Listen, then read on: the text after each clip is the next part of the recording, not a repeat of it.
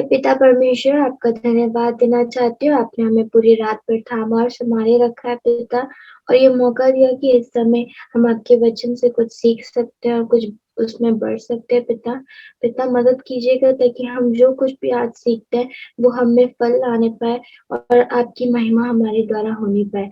इस छोटी-सी दुआ को आपके प्यारे बेटे यीशु के नाम में माँगती हूँ, आमीन। आज मैंने एक एक मैंने हीरो के बारे में आपको बताऊँगी। वो हीरो की कहानी शायद से हम सब जानते ही होंगे। अपना बाइबल को पढ़ते हैं तो वो हीरो की कहानी हम सबको पता ही होगी। वो हीरो की कहानी हमें मिलेगी उत्पत्ति की किताब में, उसका 35 चैप्टर में हमें वो किताब मिलेगी। तो मैं आपको इससे पहले कि कुछ जो मैंने सीखा है वो आपको बता सकूँ, पहले थोड़ी-सी कहानी के ऊपर हम लोग ध्यान देते हैं। याकूब के 12 बेटे थे, ये सब हम लोग सब जैसे कि जानते हैं। याकूब के 12 बेटे थे, पर उन सब में से याकूब अपने जो पीछे से दूसरे नंबर पे था, उसको सबसे ज़्यादा प्यार करता था, यूसुफ को सबसे ज़्यादा प्यार करता था।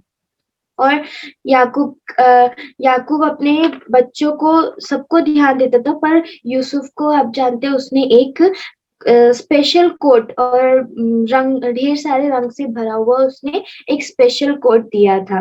तो एक दिन जब ये लोग सब अपना एक दिन रात के टाइम पे यूसुफ एक सपना देखता है कि खेत में पुआल खड़े होते हैं और 11 पुआल उसके पुआल को झुककर दंडवत करते हैं। तो ये सपना वो किसी को भी नहीं बताता, पर एक दिन फिर से वो रात में एक सपना देखता है कि 11 तारे और चाँद तो सितारे उसको झुक के दंडवत कर रहे हैं। तो ये सपना जब वो अपने भाई लोगों को बताता है और पापा को बताता है, तो वो सब उससे चिढ़ने लगते हैं। सोचते हैं कि अरे क्या ये तो राजा अपने आप को राजा बनने के सोच रहा है कि हम इसको झुककर दंडवत करेंगे, हम इसको क्यों करें? तो फिर ये इस वजह से उसके भाई लोग उससे नफ़रत करने लग जाते हैं।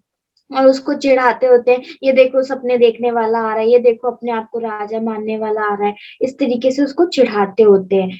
तो जब धीरे-धीरे पर यूसुफ इस टाइम पे भी अपने ऊपर घमंड नहीं करता कि मैं ऐसे सपने देख रहा हूँ, तो मैं कुछ बनूँगा, पर वो अपना सारा जो आगे का प्लान होता है, फ्यूचर प्लान, वो परमेश्वर के हाथ में देता है और परमेश्वर पे विश्वास रखता है। वो कभी भी हार नहीं मानता। तो जब एक दिन उसके पापा उसको स्पेशल कोट बनाकर देते हैं, तो वो क्या करता है, वो एक कोट पहनकर अपने पापा के पास आता है। उसके पापा बोलते हैं कि एक काम करोगे मेरा? तो वो बोलते हैं जी पापा। तो फिर वो बोलते हैं कि तुम्हारे भाई लोग खेत में बकरी चराने गए हैं और तुम उनके पास ये भोजन लेकर चले जाओ। तो जब वो बोलता है, वो मना भी नहीं करता, वो बोलता है ठीक है, तुरंत ही हाँ बोलकर वो भोजन लेकर अपने भाइयों को ढूँढने के लिए खेत में चला जाता है। जब उसके भाई मिल जाते, तो उसके भाई उसको दूर से देख के बोलते हैं, "देखो, देखो वो सपने देखने वाला आ रहा है, खुद को राजा मानने वाला आ रहा है।" तो वो उन सब बातों को इग्नोर करके उनके पास खुशी-खुशी जाता है और उनको खाना दे देता है। पर इसको ये नहीं पता होता कि इसके भाई लोग इसके प्रति कुछ साजिश रच रहे होते हैं। तो वो क्या करते हैं, इसको कुएँ में डाल देते हैं और खाना रख लेते हैं और इसका कोट को फाड़ देते हैं, क्योंकि वो लोग चिढ़ते होते हैं कि पापा ने इसको ही कोट बनाकर दिया है इतने प्यार से, हमें नहीं दिया। तो वो ना उसका कोट भी फाड़ देते हैं और उसको कुएँ में फेंक देते हैं। खाना खाते-खाते जब थोड़ी देर हो जाती है, तो वो देखते हैं कि कुछ ऊँट पे मिस्री लोग जा रहे होते हैं मिस्र की ओर। तो वो सोचते हैं, अब उनमें से एक बोलता है कि इसको मार के हमें क्या मिलेगा? इससे अच्छा हम इसको बेच देते हैं इनके हाथों। तो वो उसको 20 सिल्वर कॉइन्स में बेच देते हैं, चाँदी के सिक्कों में बेच देते हैं और वो यूसुफ बेचारा रो रहा होता है, अपने भाई लोगों से दुआ करता है कि मेरे साथ ऐसा मत करो, पर उनमें से कोई भी, एक भी उसकी बात नहीं सुनता है। और जब वो मिस्री लोग इसको ले जाते हैं मिस्र में, तो वहां पे इसको गुलाम बना देते हैं। और ये पोतीफर के अंडर में काम करता होता है, वहां पे ये काम करता है खेती बाड़ी का, और जो भी काम होता है वहां पे वो काम करता है। आज मैं आपको सिर्फ यही बताऊंगी फर्स्ट पार्ट में, और इससे हम क्या सीखते हैं, चलिए हम ये देखते हैं। पहला हम सीखते हैं कि उसको नफ़रत भी मिला और प्यार भी मिला। उसको प्यार अपने पापा मम्मी से मिला, और नफ़रत उसको उसके भाइयों से मिला। ये हमें मिलेगा उत्पत्ति की किताब 37 चैप्टर, उसकी 3 और 4 आयत में। उत्पत्ति की किताब उसका 37 चैप्टर 3 और 4 आयत में। इज़राइल अपने सब पुत्रों से बढ़ बढ़ के यूसुफ से प्रीत रखता था, क्योंकि वह उसके बुढ़ापे का पुत्र था, और उसने उसके लिए एक रंग-बिरंगा अंगरखा बनवाया। परंतु जब उसके भाइयों ने देखा कि हमारा पिता हम सब भाइयों से अधिक उसी से प्रीति रखता है, तब वह उससे बैर करने लगे और उसके साथ ठीक से बात भी नहीं करते थे। आपने देखा ना वचन में कि उसके भाई लोग उससे बैर करते थे, उससे ठीक से बात नहीं करते थे। तो यहाँ पे हमने देखा कि वो उसको प्यार भी मिला और उसको नफ़रत भी मिली। हमारे परमेश्वर पिता यीशु जब इस धरती पे आए, तो कुछ लोगों ने उन्हें एक्सेप्ट किया, पर कुछ लोगों ने उन्हें ठुकरा दिया। कुछ ने उनको प्यार दिया, पर कुछ ने उनको उनको मारा, पीटा, सताया। तो हम इससे सीखते हैं कि हमारे जीवन में जब परमेश्वर हमारे द्वारा काम करता है, तो लोग हमें प्यार करते हैं, हमें नफ़रत भी करते हैं। पर अगर हमारे परमेश्वर पिता ये सब चीज़ सहन कर सकते हैं, तो हम क्यों नहीं सहन कर सकते? जबकि वो तो हमारे साथ है, हर पल हमारे साथ है, हमें ताकत देने वाला तो वो ही है।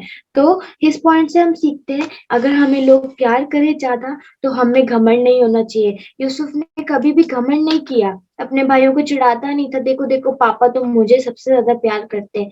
पर उसके अंदर एक दीनता थी, वो बहुत नर्म था, और वो अपने भाइयों से भी उतना ही प्यार करता था, भले ही उसके भाई उसको चिढ़ाते थे, उसको पसंद नहीं करते थे, पर उसने भी उनको बदले में प्यार दिया। जैसे यीशु ने बदले में लोगों को प्यार दिया, वैसे ही यूसुफ ने भी बदले में लोगों को प्यार दिया। इसलिए हमारा भी फर्ज क्या बनता है, लोग हमसे चाहे कितनी भी दुनिया में नफ़रत करें, हमारा भी फर्ज यही बनता है कि हम लोगों को बदले में प्यार दें। तीसरा सेकंड पॉइंट हम ये देखते हैं कि वो बहुत आज्ञाकारी था। वो अपने पिता की बहुत बात मानता था, कभी भी किसी काम के लिए ना नहीं करता था। इसके लिए हम चलेंगे, अपनी बाइबल खोलेंगे और उसमें उत्पत्ति की किताब 37 चैप्टर में और उसकी 12 और 13 आयत। उसके भाई अपने पिता की भेड़ बकरियों को चराने के लिए शकेम को गए। तब इसराइल ने यूसुफ से कहा, तेरे भाई शकेम की ही में भेड़ बकरी चरा रहे होंगे, इसलिए जा, मैं तुझे उनके पास भेजता हूँ। उसने उससे कहा, जो आज्ञा मैं हाजिर हूँ। आपने देखा ना उसने क्या बोला, जो आ गया मैं हाजिर हूँ। उसने मना नहीं किया, अरे मैं इतनी दूर क्यों जाऊं, पर उसने अपने पिता की बात मानी। वो अपने मम्मी पापा की बात मानता था, अपने भाइयों की बात मानता था, क्योंकि वो छोटा था। वो अपने छोटे भाई की भी बात मानता था। उसकी क्या थी, वो बहुत आज्ञाकारी था। तो यूसुफ से हम क्या सीखते हैं, हाँ, हम बच्चों का भी यही काम है कि हम अपने माता पिता का आदर करें, उनकी आज्ञा माने, उनसे प्यार करें, क्योंकि अगर हम ऐसा करते हैं, परमेश्वर ने क्या लिखा है बाइबल में कि तू अपने माता पिता का आदर करना।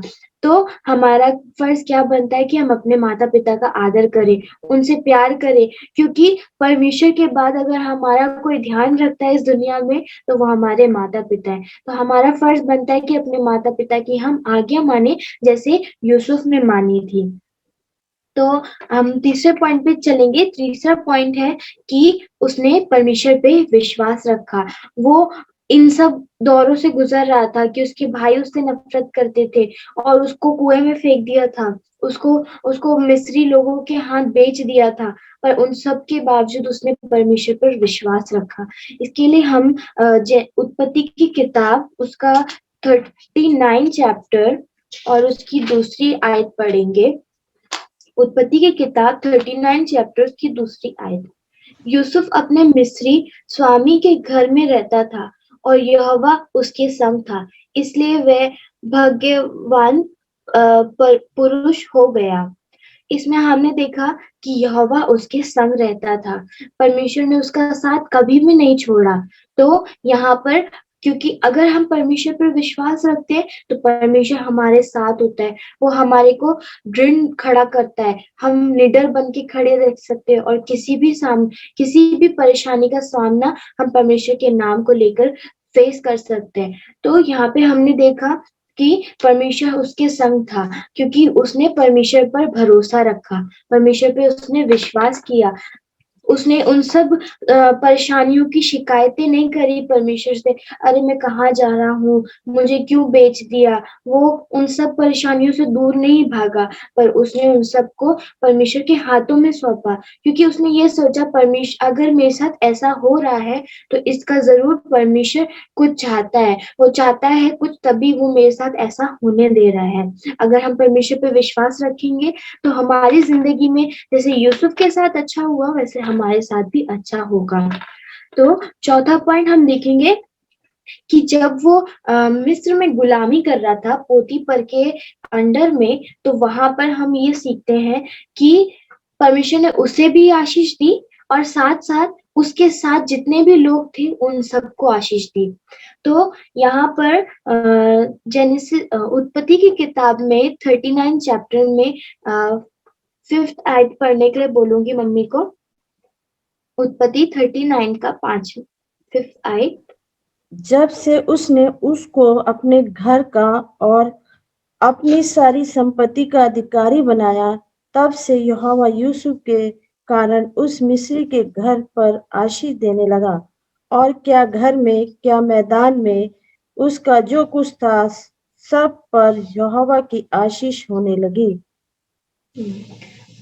हमने यहाँ पे पढ़ा ना कि उसकी वजह से मिस्री लोगों के क्या घर में क्या मैदान में हर जगह पर क्या हो परमेश्वर ने आशीष दी। अगर हम परमेश्वर पर विश्वास रखते हैं, उससे प्यार करते हैं और उसमें बने रहते हैं, तो परमेश्वर सिर्फ अकेले हमें आशीष नहीं देता, हमारे साथ-साथ औरों को भी आशीष देता है और लोग फलवंत होते हैं और लोग बढ़ते हैं परमेश्वर में।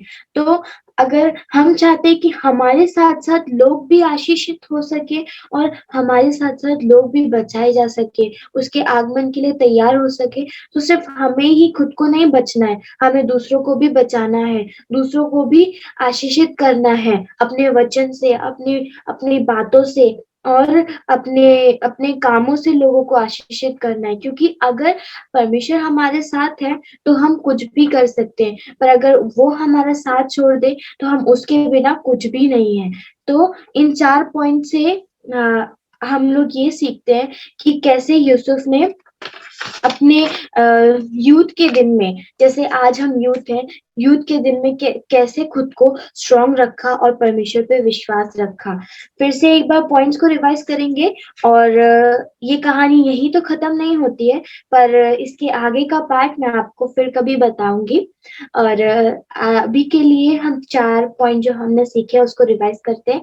पहला पॉइंट हमने सीखा था कि उसे प्यार भी मिला और नफरत भी मिला। हम अगर परमेश्वर का काम करते हैं, अगर उसमें हम बढ़ते हैं, तो इस ज़िंदगी अगर हम इस धरती पे पैदा हुए, तो ऐसा नहीं है कि हमें सिर्फ़ खुशियाँ ही खुशियाँ मिलेंगी और सिर्फ़ अच्छी चीज़ें मिलेंगी। अच्छी चीज़ों के साथ-साथ हमें रोना भी मिलेगा, दुःख भी मिलेगा, पर उन सब में अगर हम परमेश्वर का हाथ पकड़ के चलेंगे, तो वो सब चीज़ आसानी से पार हो जाएगी। तो यूसुफ की तरह हमें भी इस दुनिया में प्यार मिलेगा, नफ़रत मिलेगा, पर हमें परमेश्वर का हाथ कभी नहीं छोड़ना। दूसरा पॉइंट, हमें अपने माता-पिता का आदर करना चाहिए क्योंकि परमेश्वर के बाद अगर कोई दुनिया में हमसे प्यार करता है, हमारी रक्षा करता है, तो वो हमारे माता-पिता हैं। हमारे माता-पिता ही हमारे एक परमेश्वर का दूसरा रूप है। तो हमें अपने माता-पिता का आदर करना चाहिए, जैसे यूसुफ ने किया। और फिर तीसरा पॉइंट, हमें हमारा विश्वास को मज़बूत बनाना चाहिए परमेश्वर में, ताकि हम उस पे दिन बढ़ सकें, ताकि हम खुद को उसके राज के लिए तैयार कर सकें। और चौथा पॉइंट, हमें खुद के साथ-साथ अगर लोगों को आशीषित करना है, तो हमें अपने कामों के द्वारा, अपनी बोली के द्वारा, अपनी प्रार्थनाओं के द्वारा सिर्फ़ खुद को नहीं बचाना है, औरों को भी बचाना है। तो मैं उम्मीद करती हूँ छोटे से संदेश से आप सबको आशीष मिली होगी और फिर कभी मैं आपको आगे की यूसुफ की कहानी बताऊँगी कि आगे मिस्र में उसने जाके क्या सीखा और क्या-क्या उसने परेशानी को फ़ेस करी।